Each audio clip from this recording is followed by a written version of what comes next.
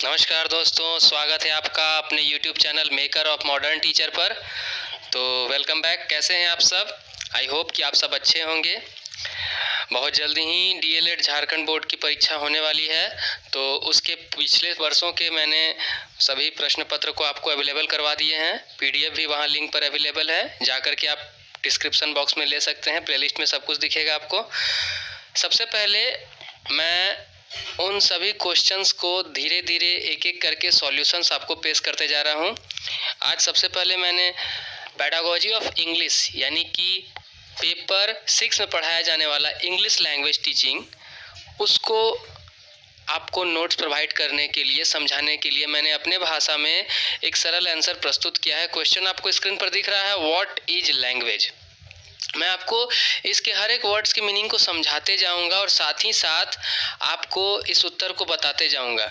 आपको इसके वर्ड्स को हूबहू अपने आंसर्स में नहीं बनाने हैं, नोट्स में हूबहू नहीं लिखना है। आप इसको पढ़ के समझिए। चाहे तो आपके पास जो नोट्स होंगे, क्लास बुक के नोट्स होंगे, या फिर जो आपने मार्केट में गाइड व बुक खरीदे होंगे, उनसे भी मैच करिए और अपने सरल शब्दों में एक आंसर रेडी कीजिए। हर भाषा के लिए एक ही आंसर होगा, लेकिन क्वेश्चंस उस भाषा में लिखे जाएंगे, उसके आंसर भी उसी भाषा में देने होंगे। तो सबसे पहले जो है, व्हाट इज लैंग्वेज, हिंदी में पूछा जाएगा भाषा क्या है। Explain the meaning, definition, characteristics and importance of English language. मतलब कि मीनिंग का अर्थ हो गया अर्थ, डेफिनेशन मतलब परिभाषा, कैरेक्टरिस्टिक्स मतलब विशेषता, एंड इम्पोर्टेंस मतलब कि महत्व। यानी कि अंग्रेजी भाषा का अर्थ, इसकी परिभाषा, इसकी विशेषता व इसका महत्व क्या है, विस्तार पूर्वक वर्णन करें। ये नोट्स आपको हमारे चैनल यानी मेकर ऑफ मॉडर्न टीचर के द्वारा प्रोवाइड करवाया जा रहा है। तो ध्यान से देखिए। अब मैं शुरू करता हूँ इसके आंसर को। तो सबसे पहले हम जानते हैं मीनिंग। लैंग्वेज, जैसे कि हर भाषा की सबसे पहली परिभाषा हम क्या देते हैं कि भाषा वह माध्यम है जो अपने विचारों का आदान प्रदान करते हैं। तो वही चीज मैंने इंग्लिश में लिखा है कि a language is a structured system of communication. Structured system मतलब क्या हो गया? स्ट्रक्चर्ड मतलब कि जिसकी एक संरचना होती है, एक संरचनात्मक व्यवस्था है। भाषा जो है एक संरचनात्मक व्यवस्था है जिसके द्वारा संप्रेषण किया जाता है, यानी कि विचारों का आदान प्रदान किया जाता है, उसी को कम्युनिकेशन कहा गया है।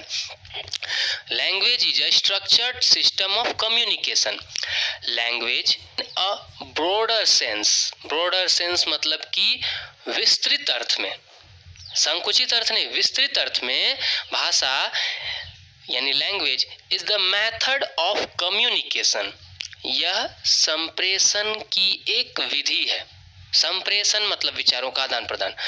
Language in a broader sense is the method of communication that involves the use of particularly human languages. जिसमें क्या इन्वॉल्व है? इन्वॉल्व मतलब कि सम्मिलित है, द यूज ऑफ प्रयोग, पार्टिकुलरली ह्यूमन लैंग्वेज यानी कि अगर देखा जाए तो मानव भाषा। यानी कि जो भाषा हम पढ़ रहे हैं, language in a broader sense is the method of communication that involves the use of particularly human languages. We all know that कि हम अगर लैंग्वेज टीचिंग की बात करते हैं तो only the language spoken by the human, हम उसी भाषा की बात करेंगे जो मानव के द्वारा बोली जाती है। मानव के द्वारा आपस में विचारों का आदान प्रदान जिस भाषा में किया जाता है, उसी भाषा की बात करेंगे, हमेशा ध्यान रखेंगे। A language is a structured system of communication मतलब लैंग्वेज संप्रेषण का एक संरचनात्मक व्यवस्था है। Language in a broader sense is the method of communication that involves the use of particularly human languages. मतलब भाषा विस्तृत रूप में संप्रेषण की एक विधि है जिसके अंतर्गत मानव की भाषा का प्रयोग शामिल है। इसे आप अपने शब्दों में भी लिख सकते हैं। derived from Latin lingua, language is derived from a Latin word lingua. Language कहाँ से आया है? एक लैटिन शब्द लिंगुआ विच मीन्स टंग, जिसका मतलब होता है हमारी जीभ यानी जिह्वा। एंड द फ्रेंच टर्म लैंग्यू means language is the entire complex of phenomena associated with human vocal and auditory communication of emotions and ideas। ये सेंटेंस मैंने बुक से उठाए हैं। इसका मतलब दिखाया गया है कि भाषा जो है इंटायर कॉम्प्लेक्स ऑफ फेनोमेना, यह जो है ना फेनोमेना एक परिघटना का मतलब हुआ। परिघटना यानी कि जो प्राकृतिक रूप से होती है। Entire complex of phenomena associated with human vocal and auditory communication of emotions and ideas. हमारे इमोशंस यानी कि भावनाएं, आइडियाज यानी विचारों का एक ध्वन्यात्मक रूप, ऑडिटरी कम्युनिकेशन जो बताया जा रहा है, ऑडिटरी मतलब ध्वनि के रूप में, उसका जो हम संप्रेषण करते हैं वो जो हमारे ह्यूमन वोकल यानी कि मानव के वाद्य यंत्रों के द्वारा, हमारे शरीर के गर्दन के द्वारा जो भाषा निकल रही है, इसको ही हम लैंग्वेज कहते हैं। तो लैंग्वेज हमने समझा कि a language is a structured system of communication.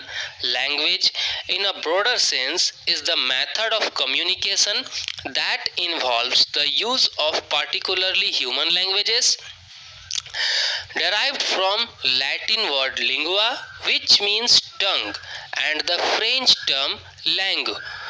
Language is the entire complex of phenomena associated with human vocal and auditory communication of emotions and ideas। तो ये हमने समझा इंग्लिश लैंग्वेज के बारे में।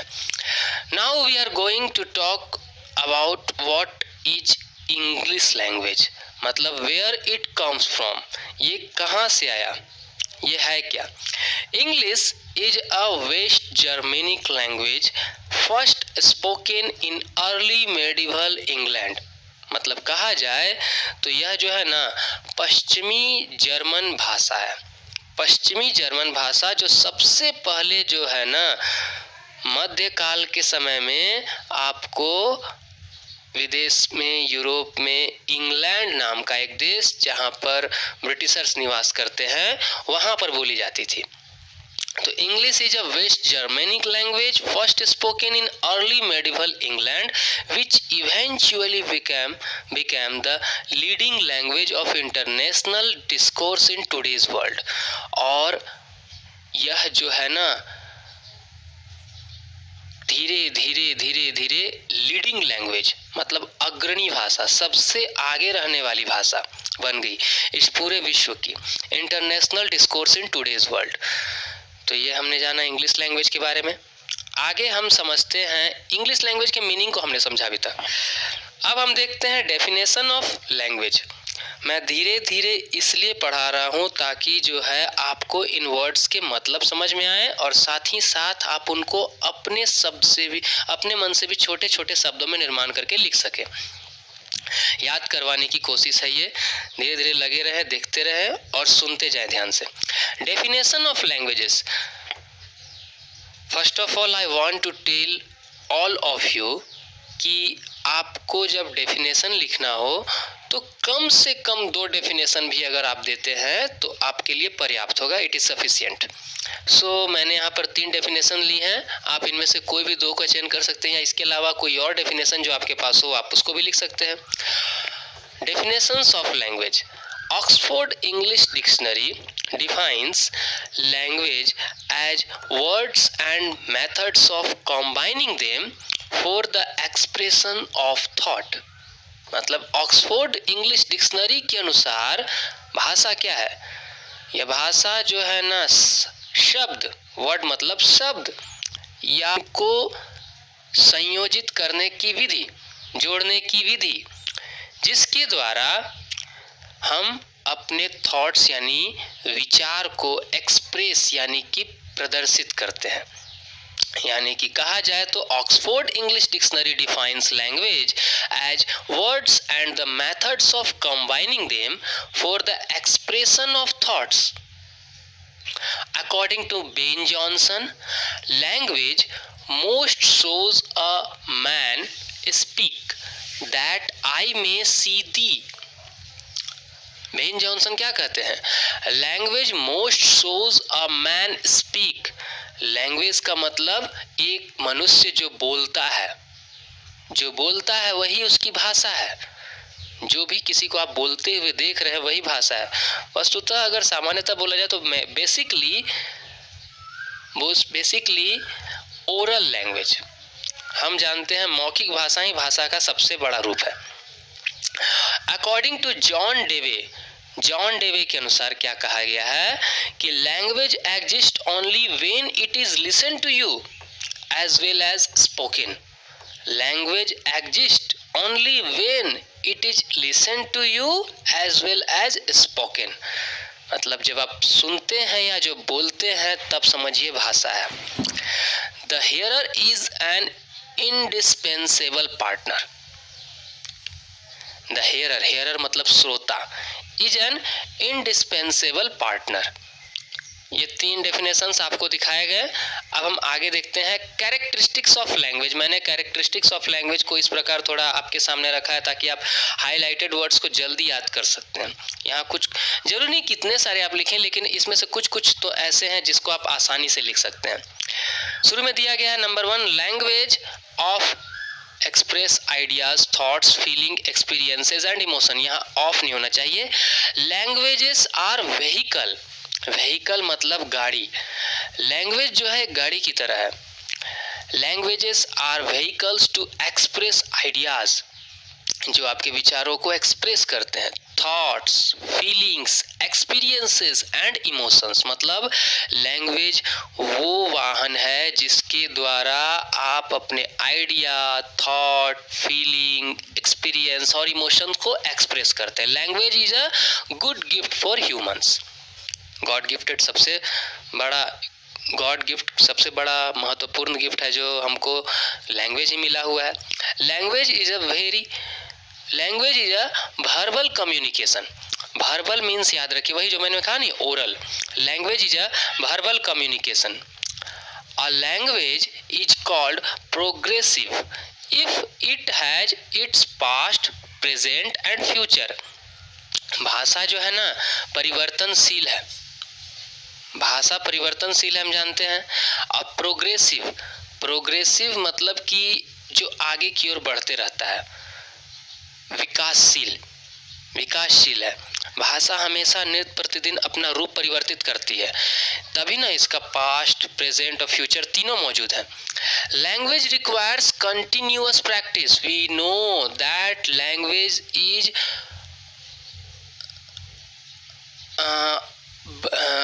Language we can learn by practice. जितना ज़्यादा हम प्रैक्टिस करते हैं उतना ज़्यादा हम लैंग्वेज को लर्न करते हैं।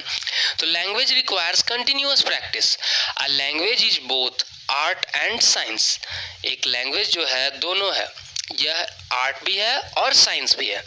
A language has 4 skills, speaking, writing, reading and listening. LSRW पढ़े ना, listening, speaking, writing and reading and writing.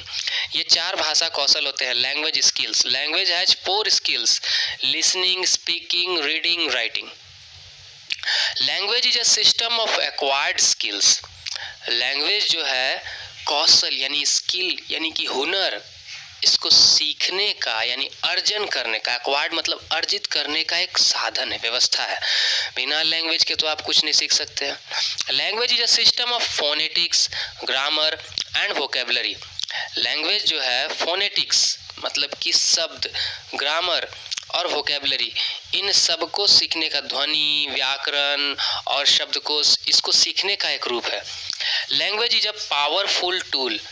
We all know that it is most important to know that without language we cannot express our feelings. So we can say that language is a powerful tool. Language as a system of system. अगर कहा जाए तो language as a system of system मतलब कि language हर आपको कार्य में language की आवश्यकता है, इसीलिए कहा जाता है language as a system of system. English is an ideal language. तो मैंने अंत में एक पॉइंट जोड़ा है, English is an ideal language. हम आगे बढ़ते हैं। Importance of English language. मैंने फर्स्ट ऑफ ऑल सबसे पहले सारे इम्पॉर्टेंट पॉइंट को एक जगह हाईलाइट कर दिया है, जिससे आपको यहाँ समझने में आसानी होगी कि number 1, English is the language of international communication. We all know that nowadays English has become a global language. जानते हैं, कहा जाए तो सबसे ज़्यादा लोग इसके नहीं बोलते हैं, लेकिन हाँ, अगर बोला जाए तो इंटरनेशनल मंच पे, अंतर्राष्ट्रीय मंच पे, इंटरनेशनल स्टेज पे ग्लोबली हमको एक से दूसरे देश में किसी काम के लिए जाना है तो इंग्लिश को हम ग्लोबल लैंग्वेज के रूप में अडॉप्ट करते हैं। Second number, English is the language of business. We all know, इस बात को अच्छे से जानते हैं कि विदाउट इंग्लिश, बिना अंग्रेजी के, अगर आप अंतर्राष्ट्रीय मार्केट में ही नहीं, अपने ही राष्ट्र में अगर आप बिजनेस को आगे बढ़ाना चाहते हैं तो आप इंग्लिश को माध्यम के रूप में लेते हैं। Third, learning English gives you access to more of the internet. अगर बात की जाए इंटरनेट की, तो इंटरनेट में आप तभी चीज़ों को और अधिक अच्छे तरीके से एक्सप्लोर कर सकते हैं, खोज सकते हैं, डिस्कवर कर सकते हैं, जब आपके पास इंग्लिश की नॉलेज होगी। तो learning English gives you access to more of the internet. Number 4, educational importance. Number 5, cultural importance. Number 6, English administrative level, or number 7, English in our social life. Now we are going to discuss all of this point one by one. Number 1 is English is the language of international communication. English may not be the most spoken language in the world. English जो है दुनिया में सबसे ज़्यादा नहीं बोली जाती है, but it is the official language of 53 countries. मतलब 53 देशों की कार्यकारी भाषा अंग्रेजी ही है। And spoken by around 400 million people across the globe. पूरे विश्व में 400 मिलियन से भी ज़्यादा लोग इंग्लिश बोलते हैं। It is the most common and important language of the world. यह दुनिया की सबसे आम और सबसे महत्वपूर्ण भाषा बन चुकी है अभी। तो हमने पढ़ा English is the language of international communication. अगर बोला जाए तो अंतर्राष्ट्रीय माध्यम बन चुका है भाषा का अंग्रेजी। Number 2, English is the language of business. English जो है वर्तमान में व्यापार की भाषा बन चुकी है। English is the dominant business language. Dominant business language, dominant मतलब सबसे जरूरी, dominant business language, and it has become almost a necessity for people to speak English if they are working globally. अगर कहा जाए तो यह सबसे ज़रूरी भाषा है, और यह जो है ना इतना आवश्यक बन चुका है कि अगर उन्हें ग्लोबली कोई मार्केट चलाना है, अब जैसे फ्लिपकार्ट, अमेजन, मीशो या वगैरह वगैरह और भी बहुत सारे ऐप्स हैं जहाँ पर गूगल, यूट्यूब, फेसबुक, कहीं पर भी आप जाते हैं, व्हाट्सएप, तो गौर करके देखते हैं कि हर चीज़ को आप हिंदी में नहीं लिख पाते हैं, तो उसके लिए आप इंग्लिश वर्ड्स का यूज करते हैं। तो उसको हम एक अलग नाम देते हैं इंग्लिश प्लस हिंदी, यानी Hindi plus English, Hinglish. English ही हिंदी में भी प्रयोग किया जा रहा है। Learning English gives you access to more of the internet. World's most visited website are displayed in the English language. हम सब जानते हैं कि जितने भी सर्च होते हैं इंटरनेट पर, उनमें ज़्यादातर सर्च जो होता है वो इंग्लिश माध्यम से ही होता है। Learning English is most important as it gives you access to over half the content on the internet. Learning English मतलब इंग्लिश सीखना इज इम्पॉर्टेंट, जरूरी है, महत्वपूर्ण है, as it gives you access, जिससे आपको अनुमति मिल जाती है, एक तरह का मौका मिल जाता है, to the content of the on the internet, यानी इंटरनेट की ज़्यादा सामग्री को आप सर्च कर सकते हैं। आप जब हिंदी पर लिख करके सर्च करते हैं तो जितना चीज़ आपको जानकारी मिलेगा, अगर वही आप इंग्लिश में लिख करके सर्च करते तो आपको चीज़ों का भरमार मिल जाता है इंटरनेट पर। Number 4, educational importance. क्या है इंग्लिश का educational importance? Now we are know. हम में से कितने सारे ऐसे होंगे जो अभी अपने बच्चों को हिंदी माध्यम के विद्यालयों में पढ़ाना चाहेंगे? आप सब इस बात से ही खुद समझ सकते हैं कि इंग्लिश का एजुकेशन में कितना इम्पोर्टेंस बनता है। हम जानते हैं कि इंग्लिश जो है हमारे आम जिंदगी में इस कदर शामिल हो चुका है कि बगैर इंग्लिश की जानकारी के आप आगे का कोई भी काम नहीं कर सकते। अगर आप बैंक में जाते हैं फॉर्म भरने के लिए, रेलवे पर जाते हैं रिजर्वेशन करने के लिए, मार्केट में जाते हैं कोई सामान खरीदने के लिए, यहाँ तक कि जॉब के लिए इंटरव्यू देने जाते हैं, तो भी आपको इंग्लिश का कितना नॉलेज होना आवश्यक है। तो एजुकेशनल इंपॉर्टेंस, इंग्लिश फराटेदार बोलिए चाहे नहीं बोलिए, लेकिन इंग्लिश को समझिए जरूर। English has great importance in education. It broadens the mind of people. Without the knowledge of English, higher education in science, medicine, engineering, technology, etc. is not possible. We all know that अगर आप दवा लेने जाते हैं तो कोई भी दवा का नाम हिंदी में नहीं लिखा होता है, पता होना चाहिए। तो क्यों?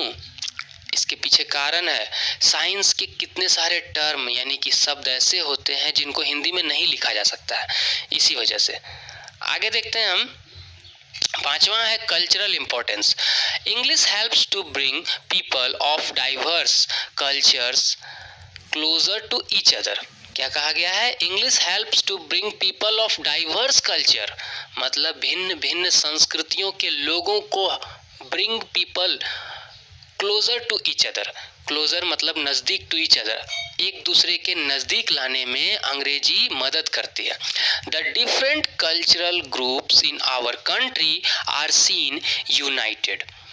The different cultural groups in our country are seen united for intercultural understanding as well as for their international understanding through the medium of English। अब आप साउथ की बात करते हैं, साउथ की बात करते हैं तो हम सब जानते हैं कि अगर हम साउथ में जाएंगे, साउथ भाषा अगर नहीं बोल पाते हैं तो वहाँ के अगर किसी कॉलेज में या स्कूल में या हॉस्पिटल में बात करते हैं तो वहाँ इंग्लिश थोड़ा सा काम कर जाता है।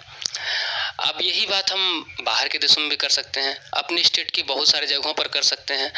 तो हम देखते हैं कि इंग्लिश को इंग्लिश का नॉलेज आपको कल्चरल इंपॉर्टेंस भी देता है।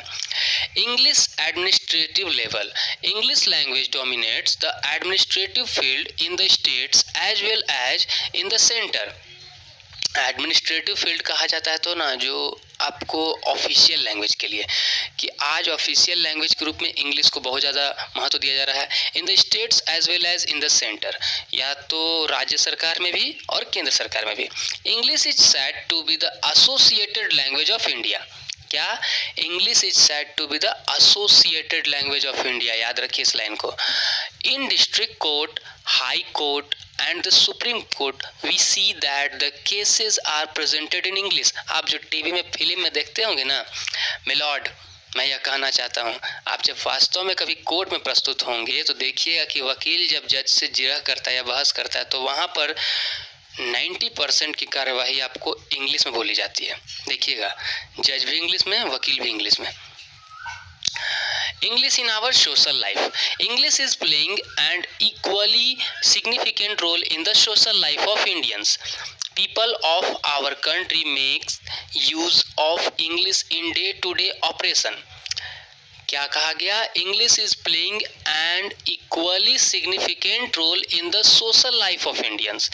ये जो है ना, एक बराबर मात्रा में सभी के जीवन में, सामाजिक जीवन में, हर भारतीयों के जीवन में ये अपना रोल अदा कर रहा है। People of our country make use of English in day to day operations. हमारे दैनिक कितने सारे क्रियाकलाप, ऑपरेशंस ऐसे हैं जिनमें हम अंग्रेजी का प्रयोग करते हैं। For example, we see many marriages invitations card are printed in English. तो इसका साधारण रूप देख सकते हैं आप कि इनको जो है ना, प्रिंटिंग जो किया रहता है वो इंग्लिश में किया रहता है। तो ये मैंने आपको बताया कि meaning of language, definition, characteristics and importance of language. Language क्या है, अंग्रेजी भाषा के बारे में सब कुछ बात डिटेल से आपके सामने प्रस्तुत किया। आप इसको 2 से 3 बार देखिए, सुनिए, फिर कॉपी में लिखने की कोशिश कीजिए। मैंने डिस्क्रिप्शन बॉक्स में पीडीएफ का लिंक अवेलेबल करा दिया है। आप चाहे तो इसे वीडियो पॉज करके देख करके लिख करके भी याद कर सकते हैं या फिर पीडीएफ को डाउनलोड कर सकते हैं। आप जैसे चाहें याद करें। मैं बारी-बारी से हर एक क्वेश्चन को आपके सामने प्रस्तुत करूंगा। तब तक चैनल से इसी प्रकार जुड़े रहिए। जितना हो सके उतना सब्सक्राइब और शेयर करते रहिए और आप सबका इतना प्यार देने के लिए बहुत-बहुत धन्यवाद।